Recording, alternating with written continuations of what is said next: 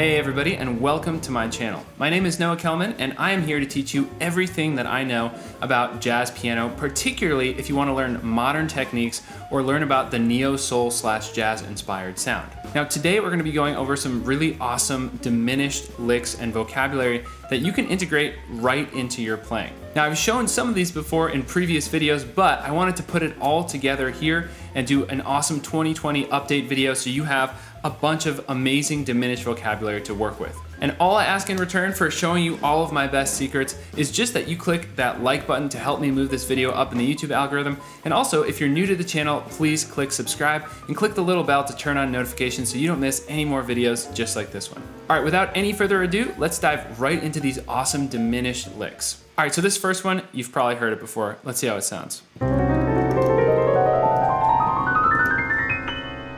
So here's the thing about all of these diminished licks, right? They're essentially patterns that just move up in minor thirds. So a diminished chord, it's important to understand, or really a diminished seventh chord, breaks the octave up into 4 equal pieces. So check this out. That's our diminished 7 voicing, right, in the key of C. So we've got a minor third, minor third, minor third, minor third. The same interval 4 times, and that just keeps going up the piano exactly. So that means that we can take almost any lick or any pattern and just sequentially move it up in minor thirds, and we're gonna get some kind of an interesting diminished pattern. So that's what this first one is here. It's essentially a lick that you've probably heard played by numerous fantastic musicians because it's really become fairly standard in the diminished repertoire, but really that's all it is. Let's say we're in the key of C, we've got C, D flat, and then G flat, right? It's just this half step and then up a fourth, and then we just move this same shape exactly up a minor third, and then up another minor third, right? So we start on C, we start on E flat, we start on G flat, then we go to A, and then it just repeats. And that's it. That is how this works. Now for another variation though, we're actually gonna do this moving down. So we're just gonna reverse this whole lick moving down. We're gonna start on G flat to D flat to C, right?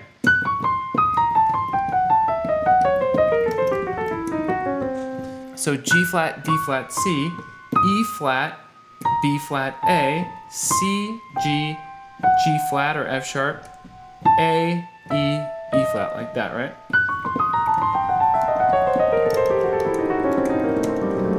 We get that awesome pattern. All right, next up, this is easily one of my personal favorites.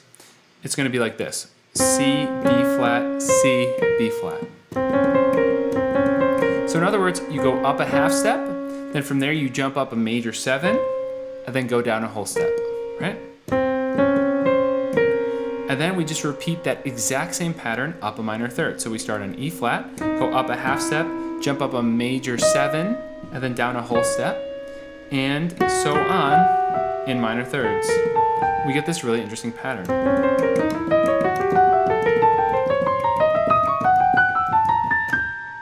Right? And this works awesome over a C altered chord, for example. So we've got 3, flat 7, and sharp 9, right? When we got that sharp 9.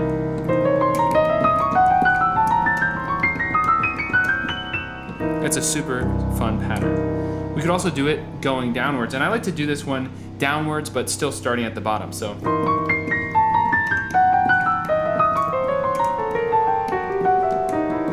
It's kind of a tricky one, right? So fingers, I'm doing 1, 2, 5, 4, 2, 1, 5, 4. So when we start on a black note, we start with 2 and then land on 1.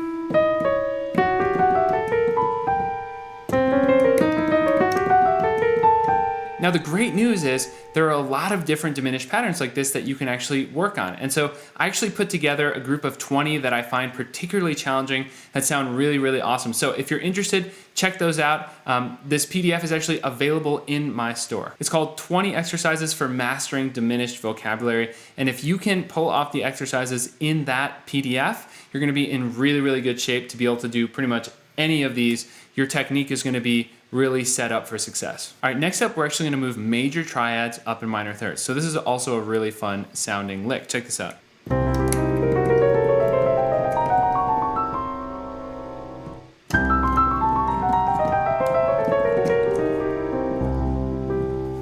So we can start practicing this by literally doing C major, E flat major, G flat major, A major.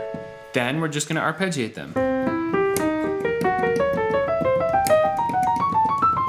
Right?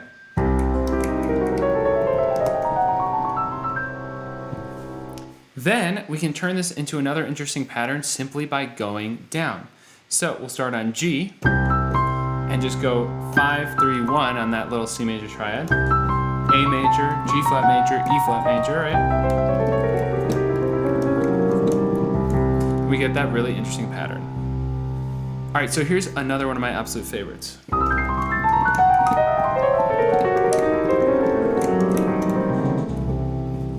So here is the pattern. We're doing E flat, E, G, C, right? So that's number 1. So in other words, if we're in the key of C, we're doing flat 3, 3, 5, 1, right? Then we just move this exact same shape down a minor third, down a minor third, down a minor third, and so on. Now the fingering's a little tricky, but I do 2, 1, 3, 5. And then if we start on a white note, we do 1, 2, 3, 5, right? 1, 2, 3, 5. And then back to a black note here, so we do 2, 1, 3, 5.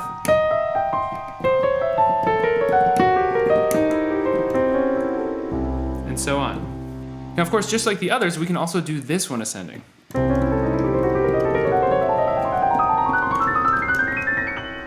So again, that is a blast and it sounds really, really cool. All right, so now the best part of all this is that you can actually just go ahead, come up with any melodic pattern that you want, and then just sequentially move it up in minor thirds, and you essentially have a pattern that is moving up with that diminished sound, right? All I'm doing is 1, 2, 3, 5 and C, right?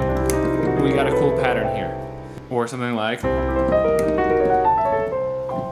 and there all I did was actually arpeggiate up a C major triad, but get that C in the top octave, then go up, and this time I actually arpeggiated down. So that's another thing you can do. You can change up the sequence of these exercises by doing an ascending arpeggio and then a descending arpeggio. Right? So there's so much that you can do with this. Now, today I want to show you some of my favorites and some of the ones that you're most likely to hear so that you can recognize those. But I highly encourage you to come up with some of your own and see if you can't create your own diminished vocabulary to work with. All right, everybody, I hope you enjoyed this video. And if you did, please be sure to click the like button to help me move it up in the YouTube algorithm. I really, really appreciate your support. And if you're new to the channel, please consider clicking subscribe and clicking the little bell to turn on notifications so you don't miss any more videos just like this one. All right, thank you so much, and I'll see you next time.